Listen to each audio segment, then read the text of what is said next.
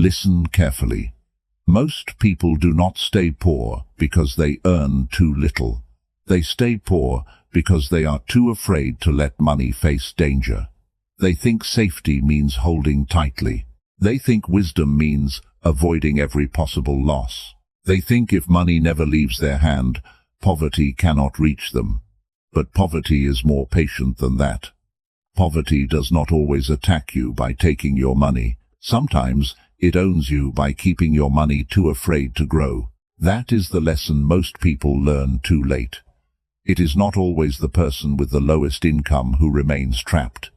It is the person who refuses to understand risk. Not the gambler, not the fool. Not the reckless person throwing money into every shiny promise. I am talking about the cautious person, the careful person, the person who says, "I just do not want to lose anything." That sentence sounds responsible. But many cages sound responsible from the inside. You may think you are protecting your money, but if your money never works, never compounds, never enters the arena, then you are not protecting wealth. You are protecting weakness. Money that never takes risk does not become powerful. It becomes obedient. And if your money is obedient to fear, then your life eventually becomes obedient to poverty. That is how poverty owns people, not by force, by fear. The first enemy is not the market. It is not Wall Street. It is not the economy. The first enemy is the mind that panics before it understands. Your brain was not built to make you rich. It was built to keep you alive. That is useful in the jungle. It is dangerous in money. When your account drops, your brain does not calmly say, "This may be a normal part of the long game." It says, "Danger." It says, "Escape." It says, "End the pain." That is why a person can read every book about investing and still sell at the worst moment. Knowledge does not always defeat fear. Fear moves faster. Kahneman and Tversky showed something every serious student of money must understand. Loss hurts more than an equal gain feels good. Losing $1,000 hurts more than gaining $1,000 feels satisfying. This sounds simple, but simple truths rule most people's lives. When the market rises, people feel clever. When the market falls, they feel wounded. And wounded people rarely make wise decisions. They make emotional decisions. They make decisions to stop pain. A person invests 10 million. A few weeks later, the account falls to 9 million. A disciplined mind sees volatility. A frightened mind sees punishment. The disciplined mind asks, "Is the plan still valid?" The frightened mind says, "I just lost 1 million. Then fear adds another sentence. "Get out before it gets worse." And then the final sentence arrives. Investing is dangerous. That is how a person builds their own prison. Brick by brick, decision by decision, retreat by retreat. They do not see that they are training themselves to obey fear. The amygdala does not respect your financial plan. It does not care about compounding. It does not care about 10 years. It does not care about your future freedom. It only cares about ending discomfort right now. That is why people sell near the bottom, not because they are stupid, because their emotions take command before their reason arrives. Remember this, a weak mind does not need a bad market to lose money. It only needs pressure. Dalbar data shows the same pattern in real money. Investors often do not lose because they choose the worst assets. They lose because they behave badly. They buy when they feel safe. They sell when they feel afraid. In 2024, the average equity investor earned 16.54%. The S&P 500 earned 25.05%. The gap was more than 8%. That gap is not just performance, it is the cost of fear. Fear always sends a bill. Sometimes it comes as a loss. Sometimes it comes as missed growth. Sometimes it comes as a future you never get to live. Before you blame your income, your government, or the economy, understand this. The most expensive enemy may be sitting between your ears. That is a hard lesson. But money does not care whether a lesson is comfortable. It only cares whether you learn it in time. Look at the long game. A small gap in returns does not look dangerous at first. 3% here, 4% there. 1 year of bad timing, one panic sale, one long period of sitting outside the market. It feels minor, it feels recoverable, but compounding is a king that rewards loyalty and punishes interruption. The average investor earns around 7.13% per year. The S&P 500 earns around 10.65% per year. The gap is about 3.5% per year. To the impatient mind, that looks boring. To the trained mind, that is a battlefield. Over 30 years, the average investor may end near $800,000. The person who holds the index and does nothing may end above 2 million. That difference is not a number. It is time. It is choice. It is freedom. It is the ability to stop selling your life 1 hour at a time. Most people do not understand what they lose when they avoid risk. They think they avoided a loss, but they may have avoided the very process that could have built power. They sell when afraid. They buy when everything already looks safe. They stand outside while the recovery happens without them. Then they call it caution. No, that is not always caution. Sometimes it is fear wearing good manners. The cost of avoiding risk is not zero. Sometimes it costs the life you could have built. A serious student must learn another truth. The best strategy often looks unimpressive. People want money to feel dramatic. They want secret methods, complex systems, brilliant moves, constant action. They want to feel smarter than everyone else. But money often rewards the person who can do the simple thing longer than others can tolerate. Buy the market. Keep costs low. Hold for the long term. Do not let emotion command the hand. That is not exciting. That is why it works. Most people cannot respect boring power. They want power to look beautiful. They want it to entertain them. But real power is often quiet. It sits.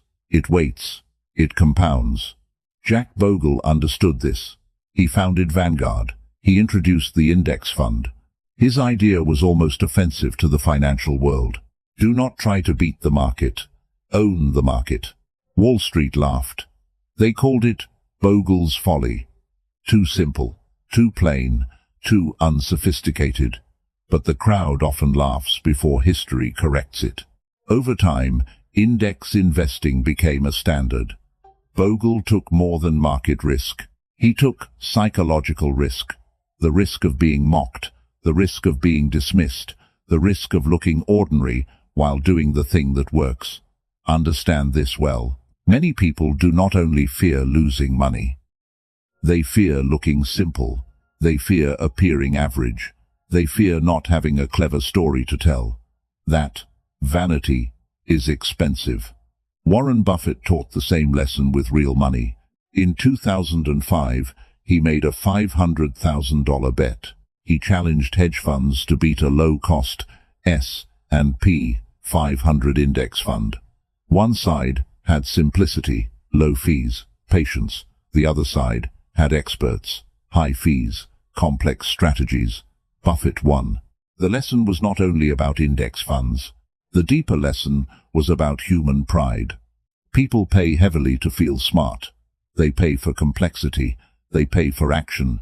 They pay for the illusion that someone is in control. But often, what they need is not more movement.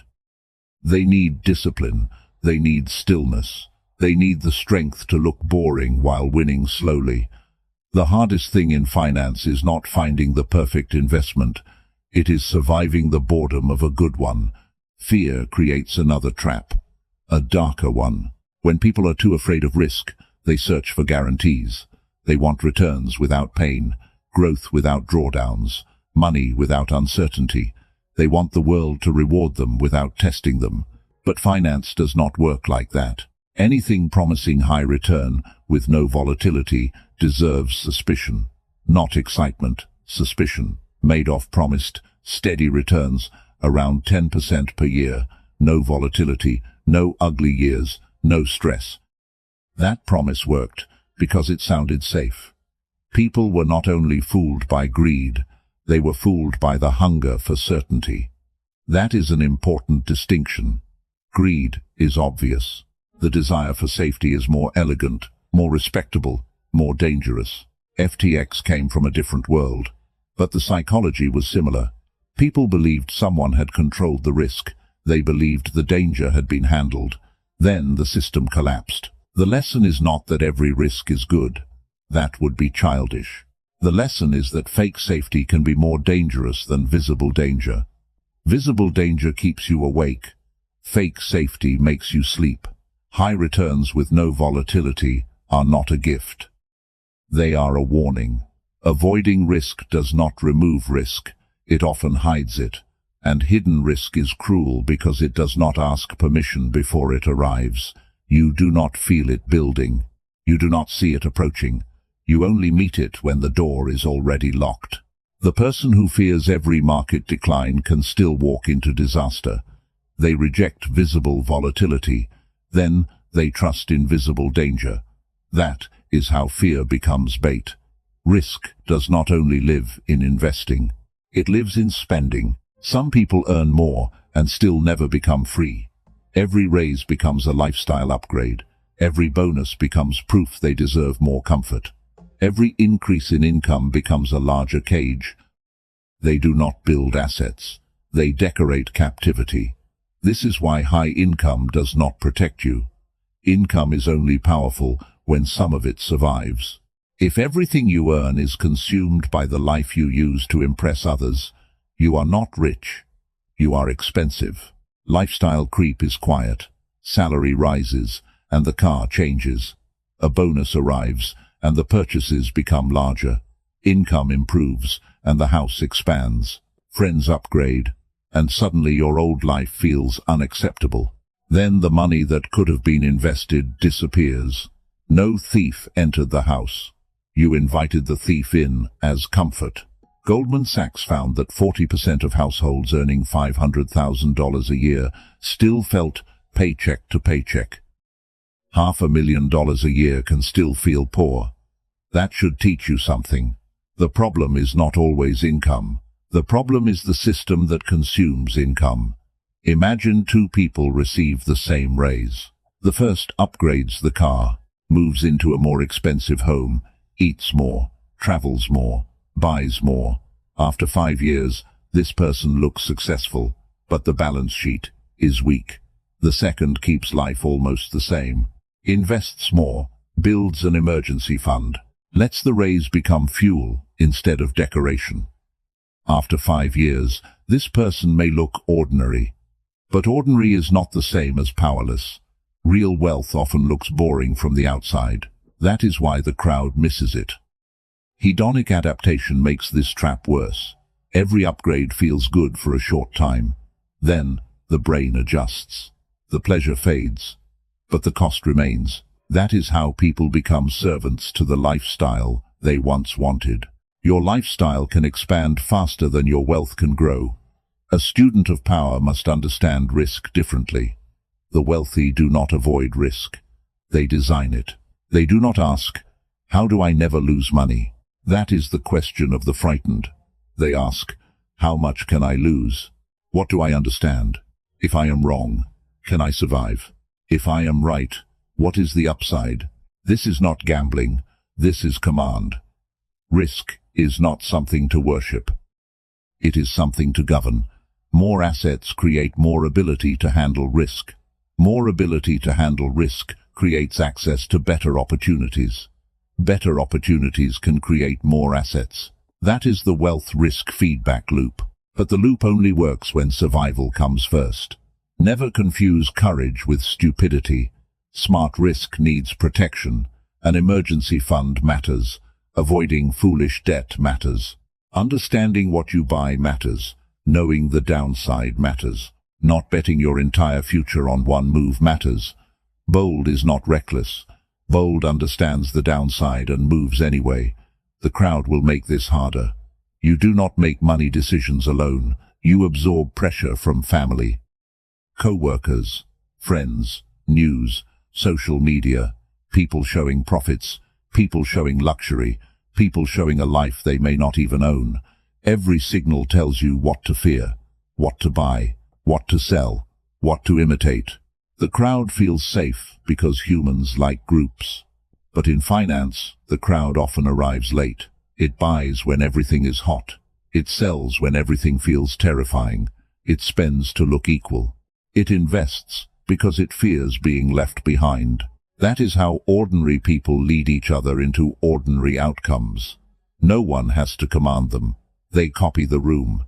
You do not need to be financially stupid to become poor. You only need to imitate financially stupid people long enough. The answer is not to hate people. The answer is to choose influence carefully. Listen to people who think long-term. Stay close to people who do not panic. Learn from people with discipline. Reduce exposure to people addicted to status, trends, and quick wins. Your environment is a silent financial teacher. If you choose it badly, it will teach you weakness. The deepest discipline is not intelligence. It is the ability to tolerate discomfort. Building wealth is not difficult to understand. Spend less than you earn. Invest the difference. Avoid fraud. Stay in the game. Do not let the crowd control your hand. Simple, but not easy, because each step asks you to endure pain. The pain of not spending, the pain of not upgrading, the pain of watching friends look richer, the pain of market declines, the pain of a good strategy feeling boring, the pain of not proving you are clever. Most people do not lose because the rules are hidden. They lose because the rules are uncomfortable. Hyperbolic discounting pulls you toward the present. Humans prefer reward now. Spending today feels stronger than investing for 20 years later. That is why the winner is not always the person who knows the most. It is often the person who can delay the longest. Wealth is built by people who tolerate discomfort longer than others tolerate discipline. Remember these 5 laws. First, no high return is truly risk-free. If someone promises high, steady returns with no volatility, become cold. Do not become excited.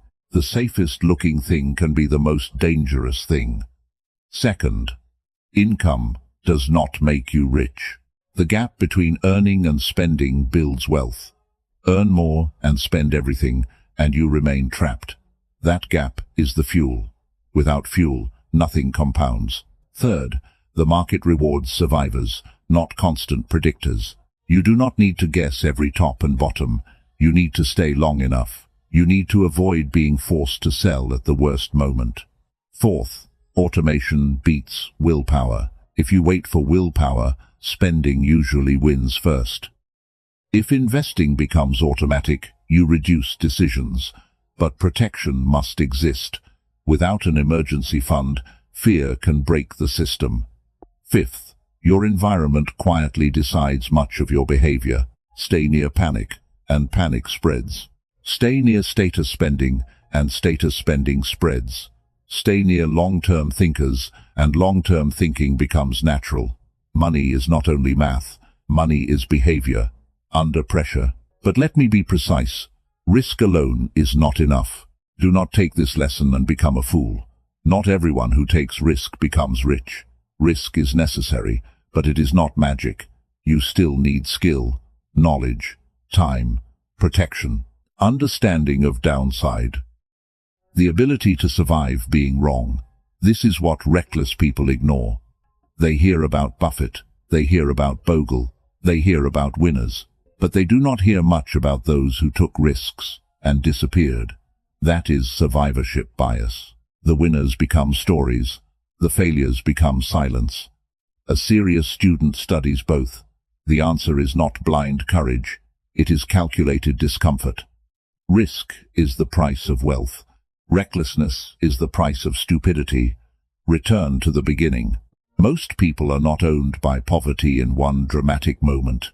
They are owned slowly, by a brain that fears loss, by a crowd that moves emotionally, by lifestyle creep that consumes income, by markets that test patience, by sellers of risk-free dreams waiting for frightened people. These forces pull at you every day. That is why freedom is rare. Not because the principles are hidden, Because the principles demand character. If you never risk money, you may never build real wealth. Not because risk guarantees success. It does not. But because wealth requires money to face uncertainty before it can grow. The poor avoid risk because they fear losing money. The wealthy manage risk because they fear losing their future. Fortune favors the bold, not the reckless, and poverty owns the person who mistakes comfort for safety. If this lesson made you look differently at your money, do not treat it as entertainment. A lesson that does not change behavior becomes another form of noise. This channel is not for people who want cheap motivation. It is for those who want to understand psychology, money, power, influence, and the discipline required to separate from the crowd. Most people will hear this and return to comfort. A few will choose discipline. Decide which one you are.